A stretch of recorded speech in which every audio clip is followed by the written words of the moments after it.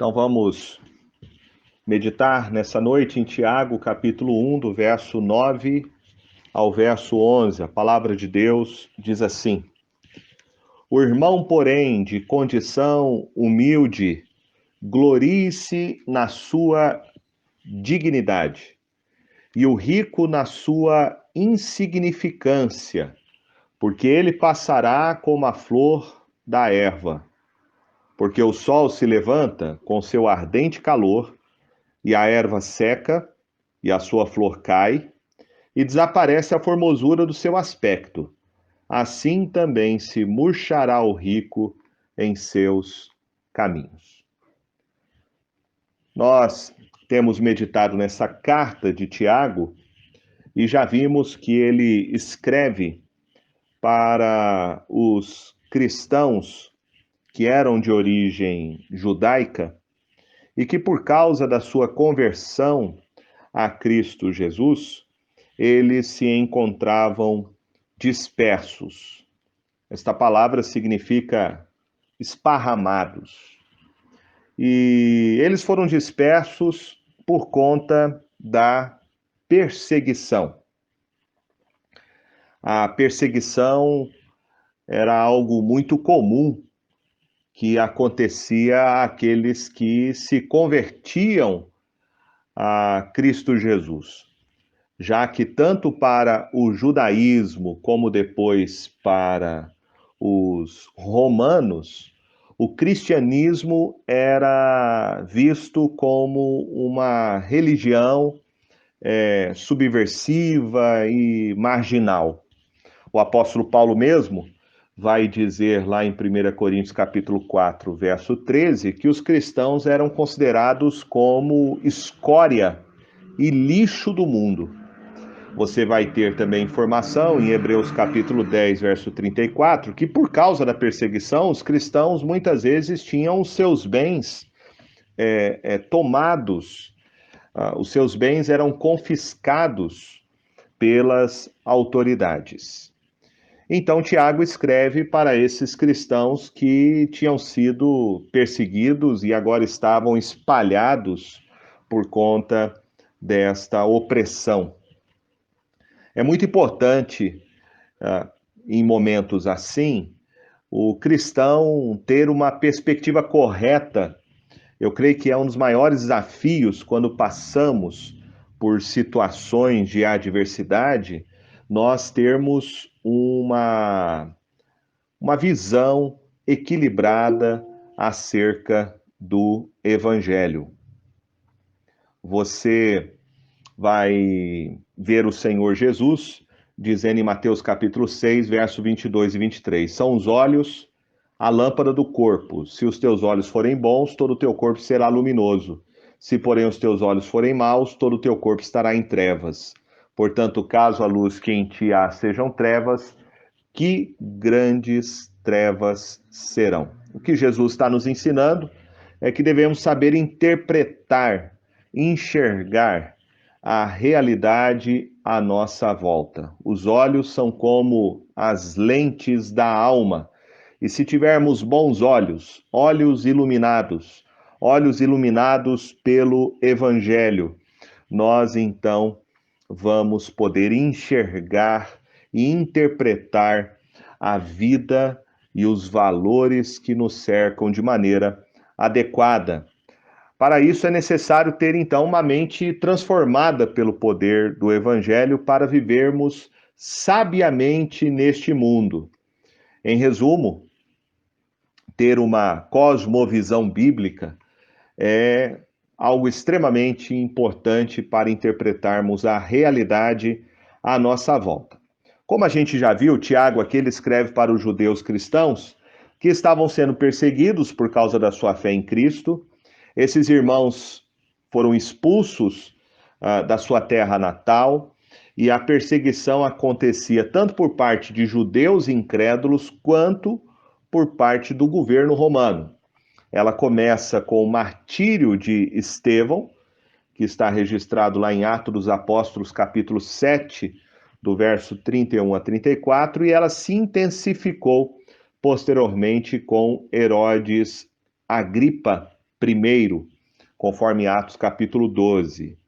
Então, os judeus convertidos ao evangelho se encontravam espalhados por causa da perseguição em todo o império. E a maioria deles, por causa da perseguição, ficaram pobres. A maioria eram crentes pobres, eram pessoas humildes. Isto era um retrato da grande parcela de membros das igrejas cristãs nos primeiros séculos. E Tiago, então, aqui ele nos ensina como é que nós devemos viver o evangelho de maneira prática diante da adversidade econômica. Quando ele fala o irmão, porém de condição humilde, glorie-se na sua dignidade, Tiago está retomando o assunto que é as provações. Né? Tiago já havia falado que o cristão ele passa por várias provações, e entre essas provações que o cristão passa, está aqui o sofrimento que é causado pelas dificuldades econômicas. Provavelmente esses cristãos, eles estavam sofrendo dificuldades econômicas por causa da opressão de patrões injustos, que eram ímpios e que, portanto, estava oprimindo os cristãos. Tiago fala sobre isso no capítulo de número 5, quando ele fala a respeito dos ricos que oprimiam os trabalhadores, que retinham parte do seu salário, que viviam mudando o seu salário, que usavam a mão de obra desses cristãos, que eram humildes, que eram simples, para explorá-los. Então aqui nós temos uma palavra de Tiago sobre como que a gente deve viver em tempos em que a nossa situação econômica é provada. Primeira coisa que Tiago nos ensina é que Deus prova os crentes na sua vida econômica. Nós já vimos que a aprovação ela vem de Deus, e vimos que Tiago nos ensina que a aprovação é um instrumento para purificar a nossa fé, para produzir em nós perseverança. Vimos que a aprovação tem como o alvo fazer o crente crescer espiritualmente e desenvolver nele uma maturidade. Tiago, ele cita Jó no seu livro como este modelo de perseverança, de alguém que foi paciente quando foi provado pelo Senhor. Lembrar que Jó, ele foi provado na sua vida econômica. E Deus prova o crente na vida financeira. Provação não é um castigo de Deus, nem maldição. A pobreza, como infelizmente alguns interpretam, a pobreza ela não vem do diabo, como é ensinado por muitos, por aqueles que defendem a chamada teologia da prosperidade. A aprovação ela vem de Deus e ela tem como alvo fazer o cristão crescer espiritualmente. E aqui nós aprendemos então algumas lições de como nós devemos viver a nossa fé quando estamos sendo provados por Deus em nossa vida econômica. Tiago diz que nós nunca devemos nos esquecer que a nossa maior riqueza não está na nossa posição que temos diante dos homens, a nossa posição econômica diante da sociedade, mas que a riqueza do cristão está na sua posição que ele tem diante de Deus. Veja o que ele diz no verso 9. O irmão, porém, de condição humilde, glorie-se na sua dignidade. Veja que Tiago se dirige ao irmão de condição humilde. E esse termo aqui se refere a alguém que está numa condição economicamente fragilizado, uma condição em que você está abatido por causa da sua condição econômica, social.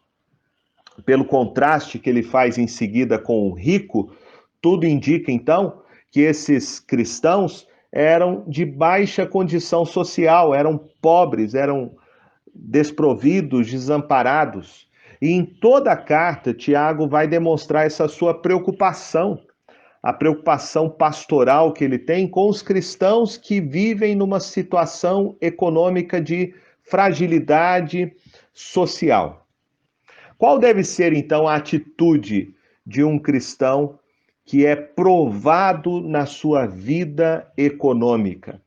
Tiago diz que a atitude desse cristão deve ser de gloriar-se na sua dignidade. Essa palavra que ele usa aqui para dignidade é a palavra para exaltação ou elevação. Ou seja, uma pessoa que está numa posição de honra e de glória. E a pergunta é: que tipo de dignidade que Tiago aqui está se referindo? Evidente que não é de natureza econômica, porque eles eram humildes, eles eram pobres, desprovidos de bens materiais. O que Tiago aqui está se referindo é a dignidade que nós temos de natureza espiritual, não em relação às questões econômicas. É a dignidade do cristão, é o seu estado de exaltação, como ele se relaciona com Deus pelo fato da sua condição. Ele é filho do Altíssimo. Tiago diz isso no capítulo 2, verso de número 5. Ele fala assim: ouvi, meus amados irmãos, não escolheu Deus os que para o mundo são pobres, para serem ricos em fé e herdeiros do reino que ele prometeu aos que o amam. Então, essa dignidade que Tiago se refere, que nós devemos nos gloriar, não é das coisas materiais, mas sim da nossa posição que nós temos em Cristo Jesus. Ele está falando aqui das riquezas do evangelho que o crente possui pela fé. Então, o cristão, quando ele é provado na sua vida econômica, ele deve se gloriar em sua pobreza e sofrimento por causa das riquezas espirituais.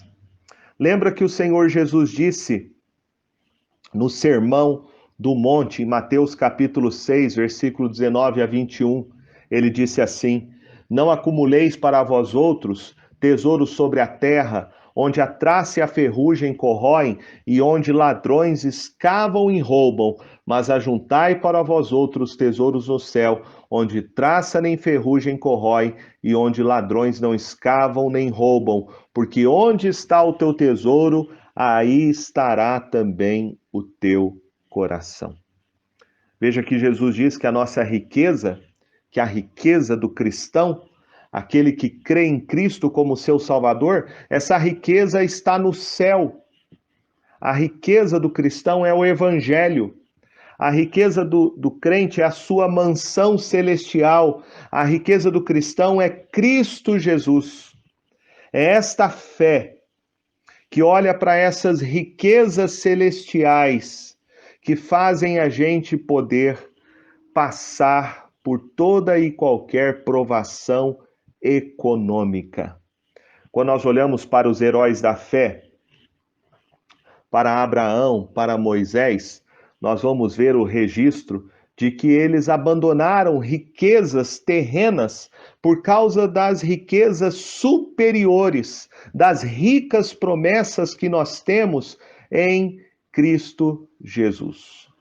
Então, se você estiver sendo provado na sua vida financeira, você nunca pode se esquecer disso, que a sua posição em Cristo Jesus ela é mais valiosa do que a sua posição econômica diante dos homens. Que a sua riqueza espiritual, ela é mais importante que a riqueza material.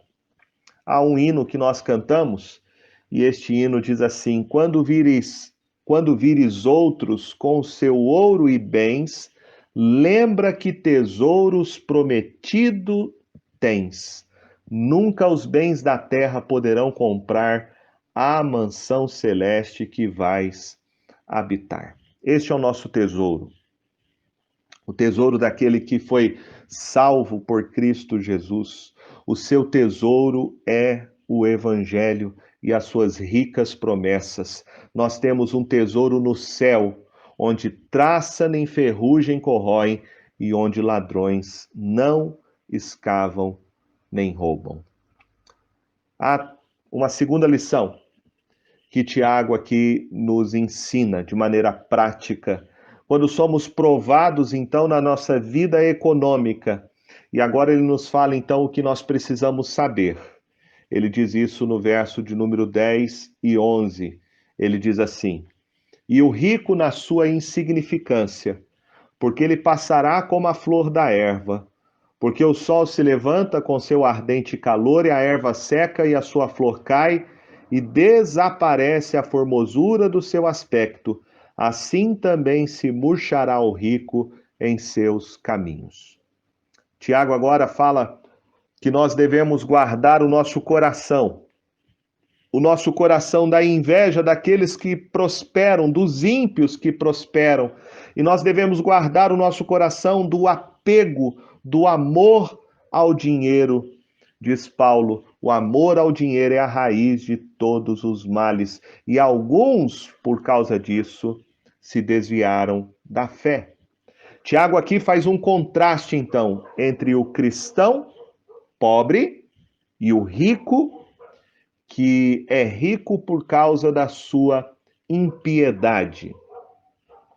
A condição humilde do abatimento do irmão pobre é contrastada aqui com a elevação arrogante do rico, né? Então, enquanto o cristão ele é abatido, economicamente falando, externamente, ele deve se gloriar-se da sua elevação espiritual, da sua posição que ele tem em Cristo Jesus. E o rico, que é elevado pela sua condição econômica externamente, ele deveria se gloriar no seu abatimento.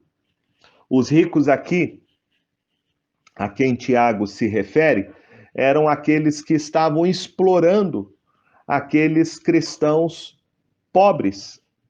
Provavelmente os seus patrões, que exploravam a sua mão de obra, que viviam mudando o seu salário, que não pagavam de maneira digna os cristãos que lhe prestavam serviço.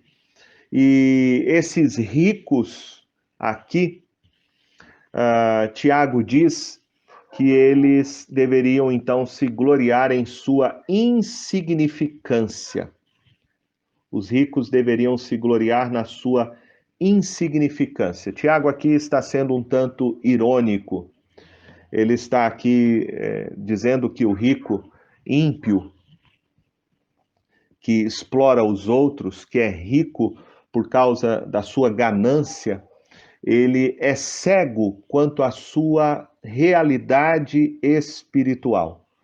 O paralelo que ele está fazendo, esse contraste, é que a riqueza, então, espiritual, ela não significa riqueza material. Os pobres os pobres crentes eram ricos espiritualmente, mas eles eram pobres materialmente, enquanto os ímpios eram ricos materialmente, mas pobres espiritualmente. A Escritura vai nos ensinar, e isso serve de alerta para nós, que o cristão, aquele que vive pela fé em Cristo Jesus, ele não deve ter inveja dos ímpios que podem, nesta vida, prosperar materialmente. Jesus mesmo, ele diz em Lucas capítulo 12, que nós devemos guardar o nosso coração do apego, da avareza, né, que é o apego ao dinheiro. Jesus diz que a vida de um homem não consiste na abundância de bens que ele possui. E Tiago aqui ele nos dá algumas razões, então, para nós não alimentarmos a inveja da prosperidade dos ímpios e guardarmos o nosso coração deste pecado, que é o pecado da avareza. Primeira coisa que ele diz é que toda prosperidade financeira, ela é transitória e ela passará como a flor da erva. Ele diz aí no verso de número 10, e o rico na sua insignificância, porque ele passará como a flor da erva. Tiago aqui faz citação lá do texto de Isaías, capítulo de número 40, do verso de número 6 ao verso de número 8, quando ele diz assim: uma voz diz, clama, e alguém pergunta, que hei de clamar? Toda a carne é erva e toda a sua glória como a flor da erva. Seca-se a erva e caem as flores, soprando nelas o hálito do Senhor. Na verdade, o povo é erva, seca-se a erva e cai a sua flor, mas a palavra de nosso Deus permanece eternamente. Tiago está fazendo citação desse texto, e aqui Isaías está mostrando então essa transitoriedade de toda e qualquer glória, fama e sucesso humano, em contraste às promessas que temos na palavra de Deus. Tiago faz a aplicação desse texto, dizendo que o rico, então, passará completamente da terra. Apesar de todas as suas riquezas, de todos os seus planos futuros que ele possa ter com o seu dinheiro, ele diz que ele passa como a flor da erva. Ou seja, toda prosperidade financeira murchará. E a comparação que Tiago faz aqui é que ele murcha como uma bela flor no campo após ter sido castigada pelo sol. Ele diz no verso 11 isso, porque o sol se levanta com seu ardente calor e a erva seca e a sua flor cai e desaparece a formosura do seu aspecto. Assim também se murchará o rico em seus caminhos. Tiago aqui usa uma ilustração que era a flor do campo da Palestina, que começava a florescer no mês de fevereiro e março, e depois lá para maio, para junho, ela já perdia a sua beleza, né? O que Tiago está mostrando é que a riqueza, então, é uma beleza, mas é uma beleza transitória, é algo passageiro, como uma flor do campo, que é bela externamente, mas que quando vem o calor causticante, e este calor aqui era um calor típico daquela região, que é chamado de siroco, é um tipo de um vento seco e abrasador que vem do deserto, né? Você vai ter referência desse vento seco, desse calor repentino que vem lá em Jó, quando ele fica enfermo, né? Fala a respeito disso no capítulo 1, verso 19, e também daquele vento que vem quando Jonas está lá em Nínive, e esse calor acaba secando aquela planta que fazia sombra para ele, né? E Isaías vai dizer lá desse texto que nós lemos, que esse calor simboliza o hálito do Senhor, né? O sopro do Senhor. E aqui é uma referência, então, ao juízo de Deus, ao juízo de Deus. Quando vier o juízo de Deus, quando vier o hálito do Senhor, o sopro da sua boca, ele vai fazer desaparecer toda e qualquer formosura das riquezas, das glórias que os ricos, com a sua impiedade, acumularam sobre a face da terra. Então, tudo quanto é riqueza, toda a glória deste mundo ficará na terra, quando Cristo vier em sua glória para exercer o juízo sobre toda forma de injustiça, de exploração econômica, financeira que foi feita contra as pessoas humildes, as pessoas simples e principalmente contra o seu povo, aqui se referindo aos cristãos perseguidos por conta da impiedade dos homens que não temem a Deus. Então, toda a prosperidade dos ímpios, toda exaltação humana, isso é apenas uma aparência, Tiago diz, que não resistirá ao calor do fogo do juízo de Deus. Os crentes, então, a quem Tiago se dirige, que estavam sofrendo nas mãos daqueles ricos, dos seus patrões que eram ímpios, que os oprimiam, com esta palavra, Tiago quer encorajá-los para eles se lembrarem que o esplendor do poder deles, a sua riqueza, o seu poder humano, de que aquilo era tão passageiro quanto a formosura das flores, e que eles deveriam então ser pacientes diante daquela provação, aguardando a chegada do sol da justiça, que é Cristo Jesus. Malaquias, no capítulo 4, verso 1 e 2, diz assim: Pois eis que vem o dia, e arde como fornalha, todos os soberbos e todos os que cometem perversidade serão como restolho. O dia que vem os abrasará, diz o Senhor dos Exércitos, de sorte que não lhes deixará nem raiz nem ramo. Mas para vós outros que temeis o meu nome, nascerá o sol da justiça, trazendo salvação nas suas asas. Saireis e saltareis, como bezerros soltos da estrebarias. Um dia o Senhor virá, e ele, como o sol da justiça, que triunfará sobre toda e qualquer forma de perversidade cometida por homens ímpios, que são tomados pela sua arrogância, que colocam sua confiança em si mesmos, que exploram os outros e que acumulam riquezas para o seu próprio juízo. Há um ponto aqui que nós precisamos esclarecer, né? A causa da decadência do rico não é o fato da riqueza, né? A riqueza é apenas um acúmulo daquilo que é fruto do seu coração. No caso aqui, estou falando do ímpio.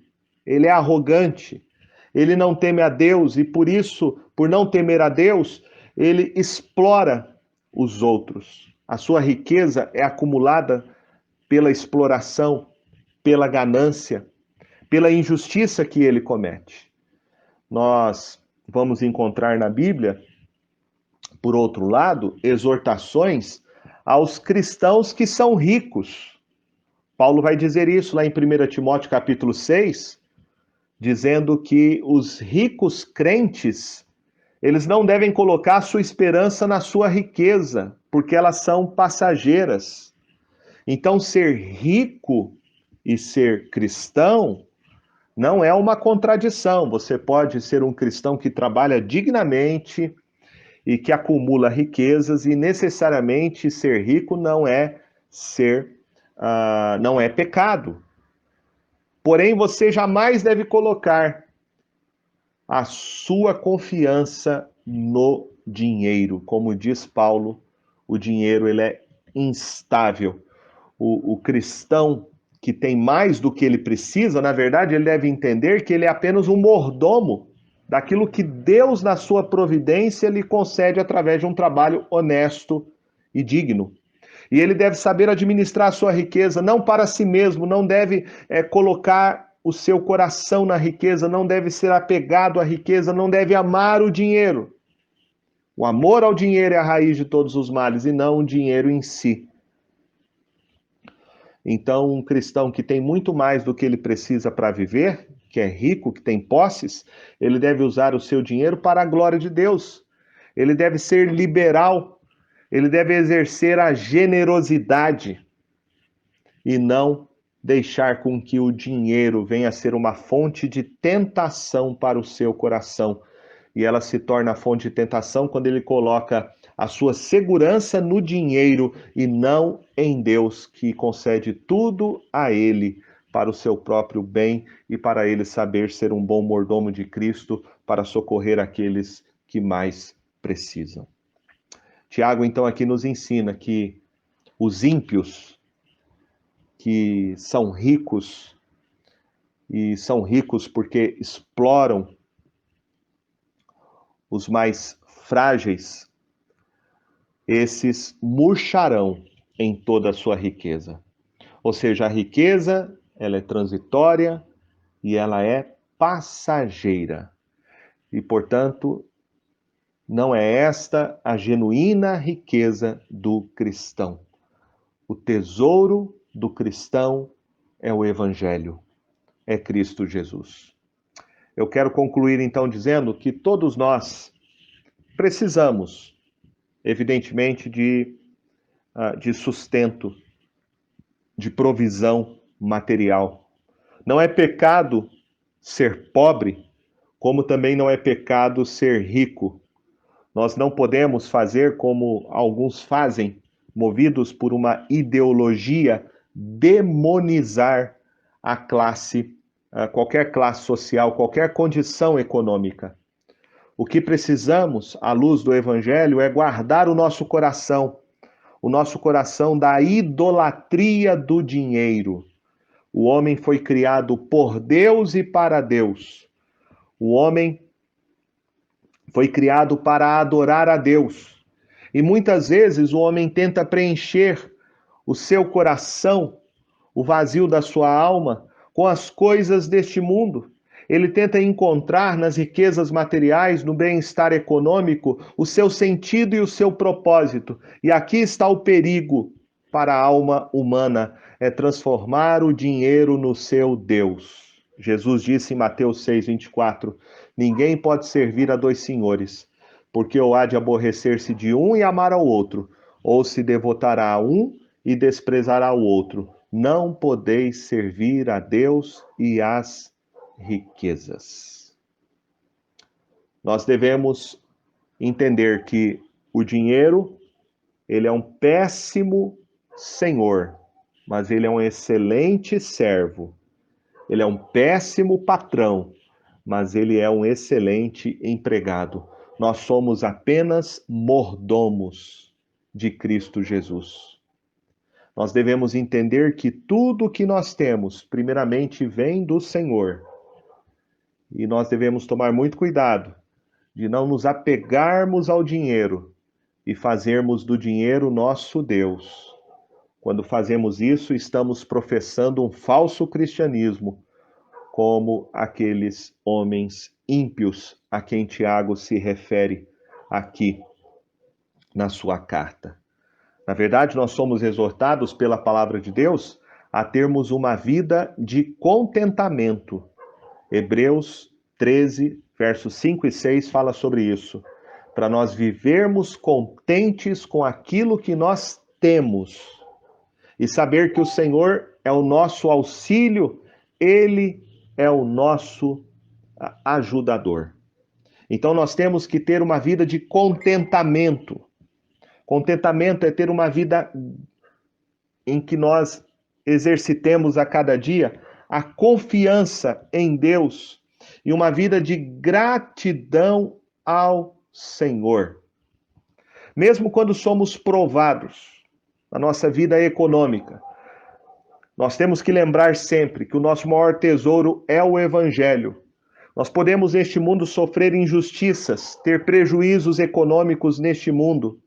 E quando somos provados na vida financeira, nós temos que lembrar que quem fará justiça ao nosso favor será o próprio Deus. Lá em Romanos capítulo 12, verso 19, diz: Não vos vingueis a vós mesmos, amados, mas dai lugar à ira, porque está escrito: A mim me pertence a vingança, eu é que retribuirei, diz o Senhor. O Senhor fará justiça sobre toda forma de injustiça que nós sofremos neste mundo. Nunca devemos nos esquecer, então, que o nosso maior tesouro é o Evangelho. Nós podemos ter, como diz Paulo, alegria na pobreza, quando Cristo Jesus é a nossa maior riqueza. Paulo diz isso lá em 2 Coríntios 4:7, quando ele fala: temos um tesouro em vasos de barro, para que a excelência do poder seja de Deus e não de nós. Em 2 Coríntios 8:9 ele diz: pois conheceis a graça de nosso Senhor Jesus Cristo, que sendo rico, se fez pobre por amor de vós, para que pela sua pobreza vos tornasseis ricos. Essa é a riqueza do cristão.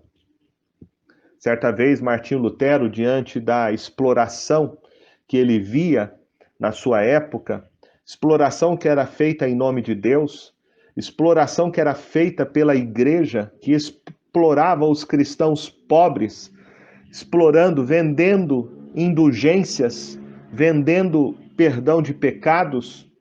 Assim como hoje, nos nossos dias, nós vemos algumas igrejas explorando as pessoas com um falso ensino, chamada teologia da prosperidade, que é algo diabólico, porque negocia, coloca no balcão o evangelho da graça do Senhor Jesus.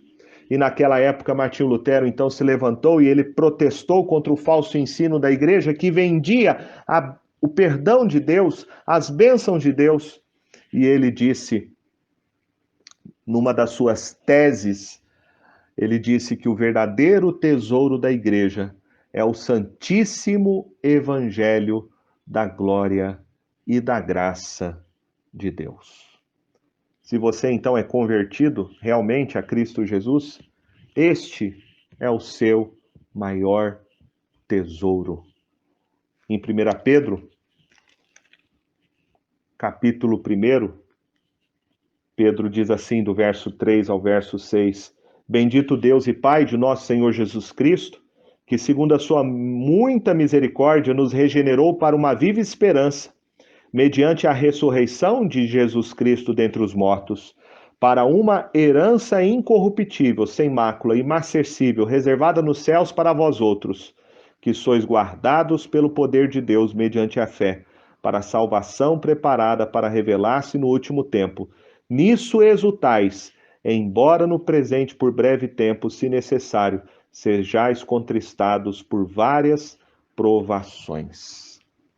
Veja que Pedro diz que na provação nós temos motivos para nos alegrarmos. Ele usa a palavra exultar. Uma exultação, uma alegria indizível. Ou seja, que não dá para a gente descrever com palavras. Que alegria é essa? A alegria de sabermos que em Cristo Jesus nós temos uma herança incorruptível, sem mácula, imarcessível, reservada nos céus. Essa é a riqueza do cristão. É a riqueza do Evangelho. É a riqueza das promessas que Deus tem para nós. Quando nós sofremos algum tipo de perda econômica, nós temos que entender então que Deus tem um propósito nisso. E Ele quer então nos conduzir para mais perto do Senhor, para nós termos mais maturidade espiritual, para nós encontrarmos somente no Senhor Jesus o contentamento e uma vida de gratidão a Ele pela fé, por tudo que Ele tem nos dado. Aliás, foi isso que Jó fez. Normalmente as pessoas agradecem a Deus pelas coisas que recebem, pelo carro, pela casa, pelo exame positivo, né? Pela promoção, pelo aumento de salário, mas quando você olha para Jó, você vai ver que Jó agradeceu a Deus quando ele perdeu tudo. Perdeu seus filhos, perdeu seus bens, e mesmo assim ele louva a Deus. Ele louva a Deus. É isto que Tiago quer nos ensinar, que a maior riqueza do cristão é não a sua posição econômica diante dos homens, mas a sua posição em Cristo Jesus. É quando nós entendemos isso que nós podemos, mesmo quando somos provados pelo Senhor na nossa vida econômica, nos alegrarmos em Cristo e agradecermos a Deus, porque somos, mesmo quando passamos por dificuldades econômicas neste mundo, mas somos o povo mais abençoado e mais feliz da face da terra, porque nós temos Jesus como nosso Senhor e Salvador. Amém?